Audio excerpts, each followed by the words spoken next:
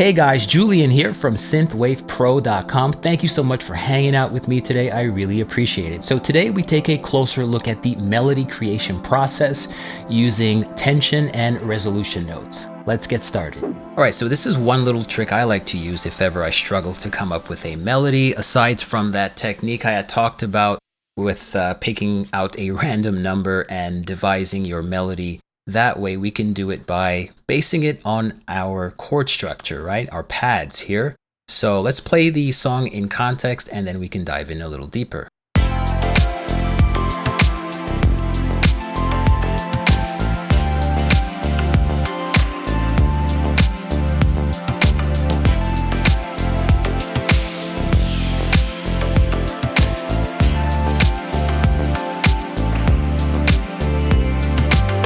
All right, you get the picture, a nice sort of lush chill wave kind of vibe we have going on here. But one of the things I wanted to showcase here is basically building out a melody based on the underlying chord. So in Ableton, if you select your chord MIDI clip, which would be this guy here, the pads, and then while holding on to the command key, if you hit the melody clip, you can sort of see both at the same time. And this is a perfect tool in which you can basically start composing a melody. So if we look closely here, we'll see that a lot of the melodic elements here are using the chord tones. Now, quite often, if your melody doesn't sound quite right, it's probably because you're not using the chord tones, or maybe you are using notes that belong to a scale.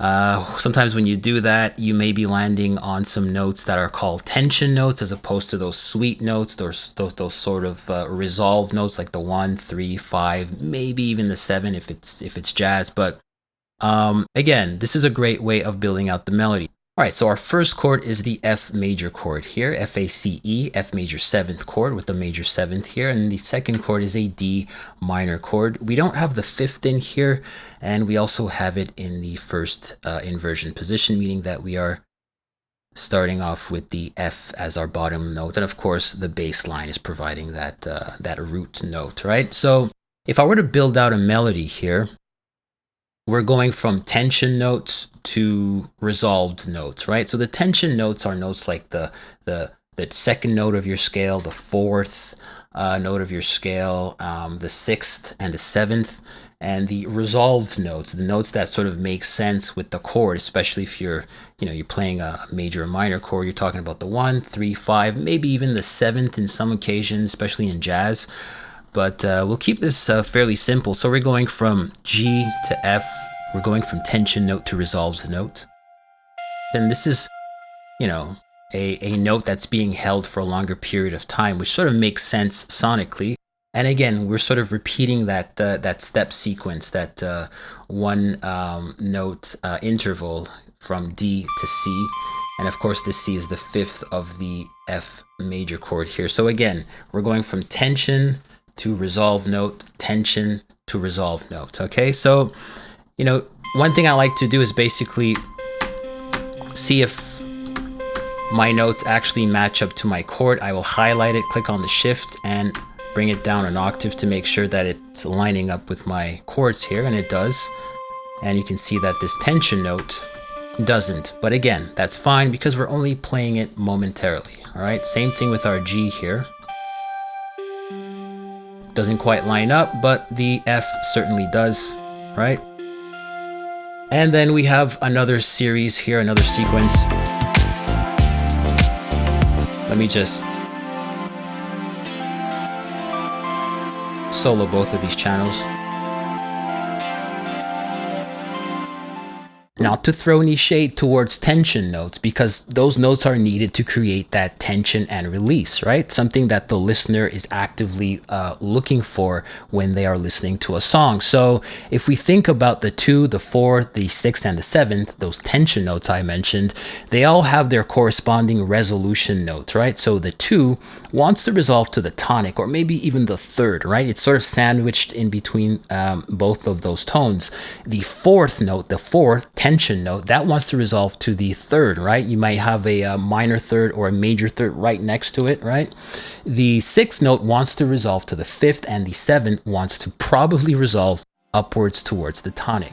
Again, most of these notes will correspond to our underlying chord, especially the A here, which is the third of our F chord. And then we resolve it to the F, which translates really well once we get to the second chord here, the D chord, as the third it's the minor third of the chord. And so basically, you know, this is a great way of building out your melody. Make sure that you're using notes of the chords as opposed to the scale, because the problem with the scale is that, you know, you may be landing on one of those tension notes, right? The second, the fourth, the sixth, and sometimes the seventh.